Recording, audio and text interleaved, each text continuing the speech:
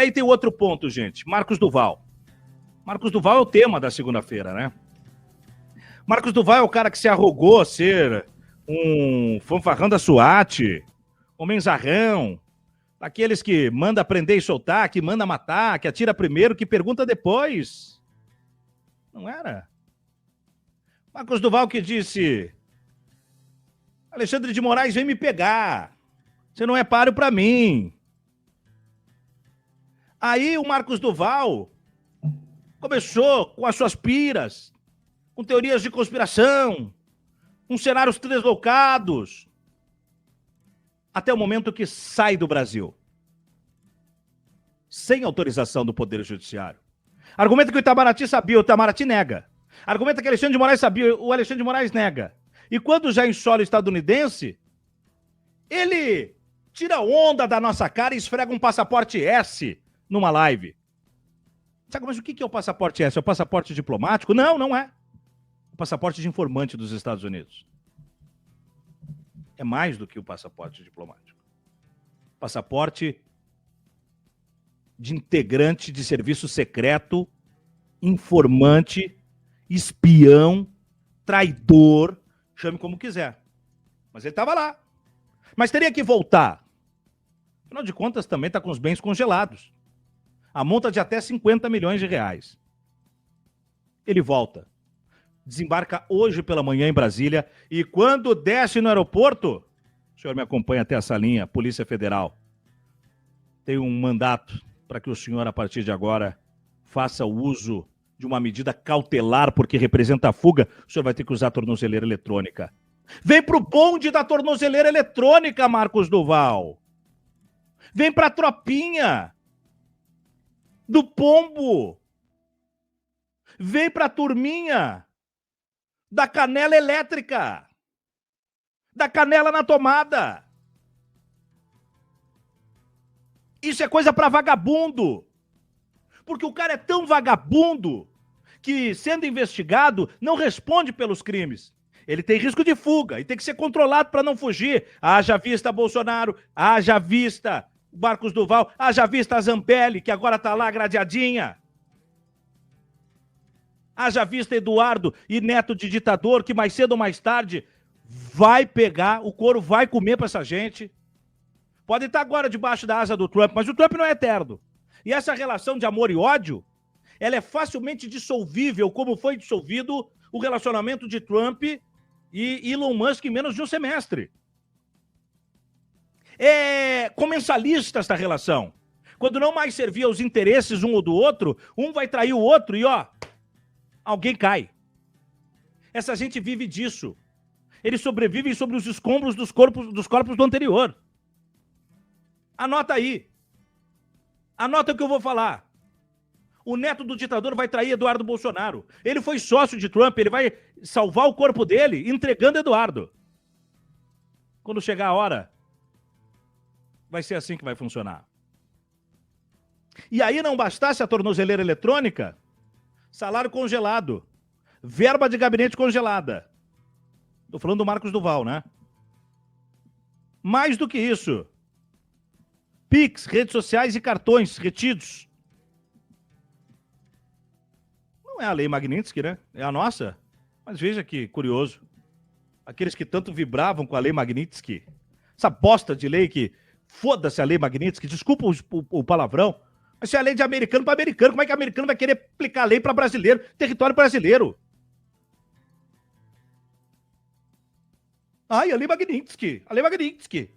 Grandes merda. Tem que derrubar essa porra dessa lei com a expressão da nossa Constituição. Se o Alexandre de Moraes não pode descer em solo americano, é uma coisa. Bom, quem decide isso é os Estados Unidos. Se ele não pode usar cartão de crédito em solo americano, de bandeira americana, é uma coisa. Agora, aqui no Brasil, quem vai determinar é o poder brasileiro. É assim que eu leio. Inclusive, a bela pergunta do Marcos de Paula aqui, com a bela bandeira da Palestina ilustrando seu perfil. Tiago, Visa e Master poderiam impedir operações do Xandão no Brasil? Creio que não, né? Veremos. Esse é o grande debate que está posto, Marcos. Nós não temos uma jurisprudência muito clara sobre isso, né? E o Pedro Serrano, jurista, tem falado sobre isso, porque o Bradesco já disse que atenderia o comando, né, da lei Magnitsky. E o Pedro Serrano entende que o Bradesco, se fizer isso, comete crime aqui no Brasil. E eu também entendo dessa forma. Eu leio da mesma forma que o Pedro Serrano. Porque se desrespeita a legislação brasileira para atender uma lei estrangeira, veja bem, ele diz o seguinte, ó. Se o Bradesco mantiver como decisão a declaração do seu presidente, que irá cumprir a sanção de Trump contra o ministro Alexandre, por conta de cumprir a lei, em verdade estará desobedecendo a Constituição e as leis brasileiras, devendo sofrer intervenção do governo federal. Em nosso país não há autoridade maior do que a nossa Constituição. Lei estrangeira nenhuma é superior a ela. A insubordinação do Bradesco a ela, se como anunciado, não deve passar sem reação das autoridades. Diz aqui o Pedro Serrano. Evidente que a situação dos bancos não é fácil. Estão no fio da navalha com essa sanção de Trump contra o ministro Alexandre. Mas a declaração do presidente do Bradesco só piora a situação. Obriga os defensores da soberania e da democracia a se contraporem a ele. Do que isso ajuda? E aí o Pedro Serrano fortalece aqui, ó. Ainda sobre a declaração do presidente do Bradesco, artigo 17 da LINDB. Depois eu vejo certinho que legislação é. Artigo 17. As leis, atos e sentenças de outro país, bem como quaisquer declarações de vontade, não terão eficácia no Brasil quando ofenderem a soberania nacional, a ordem pública e os bons costumes. Então tá aí. Tá bem claro, né? O posicionamento, o entendimento jurídico de um dos maiores juristas do país, da qual eu compartilho ideia. Sônia, e te respondendo, aí espero que tenha sido satisfatória a resposta. Eu me amparei no Pedro Serrano, porque tem muito mais capacidade do que eu de fazer essa leitura, Marcos, mas eu acho que é por aí, né? E acho que você também concorda. Sônia Vieira mandou um pinguinho aqui. Obrigado, Sônia. Launinete, Sidney Cripa, professor Antifa. Legal ter você sempre por aqui, gente. Maria Cristina, Mara, Rasga, boa tarde. Foram muitos anos de impunidade. Pois é, isso é uma coisa que a gente tem que entender, né? O tempo da pizza parece ter chegado ao final. Porque, pelo bem ou pelo mal, Carla Zambelli está presa, gente. Pelo bem ou pelo mal, o Bolsonaro está de tornozeleira e vai ser preso. Pelo bem ou pelo mal, Duval está de tornozeleira. Pelo bem ou pelo mal, Zambelli vai perder o mandato. Pelo bem ou pelo mal, Duval deve perder o mandato. Pelo bem ou pelo mal, Bolsonaro está inelegível. Pelo bem ou pelo mal, Eduardo deve ficar inelegível. Pelo bem ou pelo mal, o Bilinski deve cair e por aí afora. Esses inimigos da pátria, no atentado à democracia, não estão passando incólumes. Não é mais a época do passa o boi, passa a boiada. Isso é muito importante da gente destacar. Muito, muito importante. Agora, gente, olha só. Voltando para o dia de ontem. 35 mil pessoas na Avenida Paulista. É importante o número para o pesquisador de essência do bolsonarismo, o grande João César de Castro Rocha, que estava comigo ontem no DCM. Há uma informação mais latente que deve ser observada com maior atenção do que o quantitativo. É a energia. Falta energia para a marcha bolsonarista de rua. E João César, que analisa a dissonância cognitiva coletiva, nos traz a sua impressão. Eu rodo agora e convido você para continuar ligado com a gente. Ouça João César de Castro. Por exemplo, graficamente, a massa era compacta. Era uma massa, ou seja, era um grupo de pessoas reunidos em uníssono. Hoje, eu gravei alguns vídeos. O mais importante é a perda de energia, a ausência de vibração e o fato de que não é mais uma massa. Mesmo eu fui lá dentro da Rua Bolívar. Sim, professor, eu também mandei alguns vídeos. Professor, uma coisa interessante, professor, é que quem estava comandando no palco começou uma hora a perder a paciência e pedir para o pessoal se reunir mais próximo um dos outros, porque a imprensa esquerda gosta de mostrar os buracos. Isso. Então, ele começou a pedir para fazer esse tipo de coisa, porque senão as pessoas não iam se reunir dessa forma. Então, tem realmente muita coisa, mas eu quero ouvir a sua análise. Eu vou pegar o metrô para ir embora acompanhando o DCM. Eu queria só lhe deixar um abraço. Um abraço para todo mundo aí. Tchau, tchau. Até mais, Viaro. Grande abraço, Viaro. Boa ideia. Não, foi fantasiado, viu, o professor João César? Muito bom. Gente, olha só, meio-dia e 38, a gente segue com a nossa cobertura. O professor Viaro vai ficando por aqui de Copacabana, mas depois nós teremos ainda o Fabrício Rinaldi da Avenida Paulista e avançar um pouco para frente no caixão das manifestações públicas de Bolsonaro. Sem Bolsonaro, sem Michele e sem Tarcísio. Essa é a tônica deste momento. A expectativa ainda paira sobre a Avenida Paulista. Então, a partir de agora, nós recebemos, para o carinho de vocês todos, o professor João César de Castro Rocha, e eu aproveito para mandar um abraço aqui, professor, porque sei que são seus admiradores e seus leitores, o casal Patrícia e Carlos, que estão na audiência, grandes amigos aqui, que estão aqui com a gente. Diz que lá no Rio de Janeiro só sobrou os patriotas com dissonância cognitiva grave, e mandar um salve para o grande Álvaro, que também é seu admirador e está na audiência.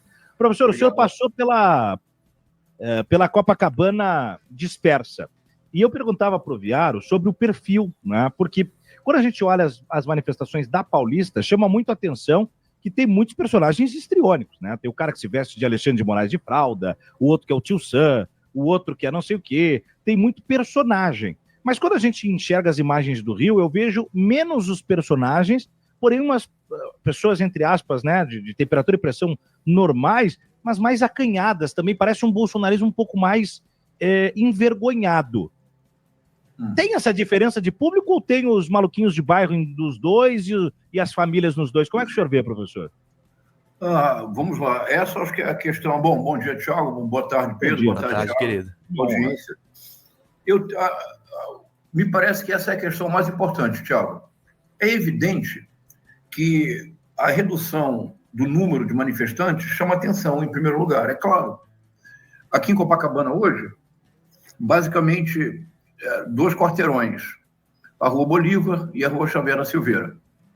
E eu filmei, porque agora mesmo o Nicolas Ferreira divulgou uma fotografia do que teoricamente seria Copacabana e que evidentemente é manipulada com inteligência artificial. Uhum. Posso ter uma mandar para vocês? Por favor, por favor. Vou mandar para vocês agora. Já começa o Nicolas, que é, ao meu ver, o grande... Mandando pro Pedro. Perigo do dia de hoje, viu? Vou te mandar, tá, Thiago, para você mostrar. Beleza. Estou mandando pro Thiago, eu tenho... Mais de 300 simultâneos, vai deixando o recado aí, gente. Já faz essa leitura e deixa o like no vídeo. Porque o Nicolas, obviamente, é o cara que melhor vai fazer os artifícios, agora, dessa flopada. Mandei para você a imagem para que nós analisemos. Deixa eu mandar para você então, Thiago. Ô, Suman, estão me avisando aqui nos bastidores que os caras não conseguem acertar a palavra magnístic nas camisetas e nas declarações. Tá vendo? Não percebi mesmo. Mas vamos colocar na tela essa imagem que o professor João César já traz. Vou lhe mandar pra 2 vídeos apenas. E mais 2 vídeos na sequência. Aí veja, gente, veja como é notoriamente manipulada. Notoriamente. Não precisa nem... Vou analisar para mostrar por que ele é manipulado. Isso é bem importante. Vamos lá. Colocou a imagem na tela? Está na tela a imagem. Tá. Então, vamos lá. Em primeiro lugar, eu estou vindo agora da manifestação. Tanto que até falei com o Pedro que eu não ia entrar às 12h15, que eu queria estar lá. A manifestação, na verdade, ela ocupa apenas 2 quarteirões, que é a Rua Bolívar e Xavier da Silveira. Tem um vídeo que eu mostro isso. Se vocês repararem, essas imagens aqui do fundo, as imagens bem do fundo, elas se destacam pelo caráter profundamente estático. Você está vendo, Thiago? Então, essas imagens, a partir, basicamente, veja que tem um cartaz amarelo, tem um poste, tem um semáforo. Ali para baixo, né, as pessoas não estão presentes na cidade de Copacabana. Isso é manipulação com inteligência artificial. Você percebe, Pedro? Porque se você olhar para a imagem da frente, você vê certos desníveis. Você olha para as imagens do fundo e é uma homogeneidade inexistente em qualquer multidão. Tá vendo, Thiago? Como se fosse a mesma pessoa. Exatamente. Isso é manipulação por inteligência artificial. Então, não é, essa imagem não é verdadeira. E, se eu não me engano, foi deliberação da última eleição à prefeitura, a manipulação de imagem com inteligência artificial com finalidade política constitui crime, se eu não me engano. É crime eleitoral. Então, agora mostra os 2 vídeos, Thiago, eu acho que são interessantes. Vou rodar aqui, vou rodar os 2 vídeos, eu só vou interromper o compartilhamento e baixar eles, que daí a gente consegue rodar eles em melhor qualidade, mas você veja, né, os detalhes ainda do ardil, e aí, de novo, o grande perigo não é mais o Carlos, que era o cara que fazia isso com mais profusão, o Carlos se apaga, mas Nicolas Ferreira não abre mão de usar desses expedientes aí. Vamos colocar os vídeos na tela, gravados pelo professor João César. Enquanto isso, gente... Bingos, membros, caprichem. Vamos caprichar essa super cobertura do DCM. O primeiro vídeo está na tela, vai entrar agora, professor. E vejam como no entorno, ou seja, na praia mesmo, como cada vez mais, e esta imagem se torna uma metáfora do isolamento, do insulamento do bolsonarismo, que permanecerá atuante em bolhas cada vez menores e, por isso mesmo, cada vez mais radicalizadas. Mas acreditem, nos anos anteriores, essa cena seria absolutamente impossível. Tudo segue normalmente, as pessoas estão indo para a praia. Domingo é o dia que o calçadão fecha, então há um espaço livre para turismo, lazer, e há outro tipo de turismo e de lazer, que são os bolsonaristas com seus comprometimentos sociais e as suas redes de relações criadas pelo próprio movimento. A energia parece ter se dissipado completamente. O senhor quer analisar esse primeiro, professor? Diga lá. Não, pode mostrar o outro ali, os 2 juntos. Vamos lá. Mas aqui, só dizer para as pessoas, aqui eu estava a 2 quadras da Bolívar, que é o núcleo da manifestação. A 2 quadras da Rua Bolívar. Reparem, sobretudo, na falta de unidade dessa massa. As pessoas têm conversas paralelas. Muito mais animadas do que as forças do discurso. Não era assim no passado. Aqui não é exatamente uma massa, mas um aglomerado.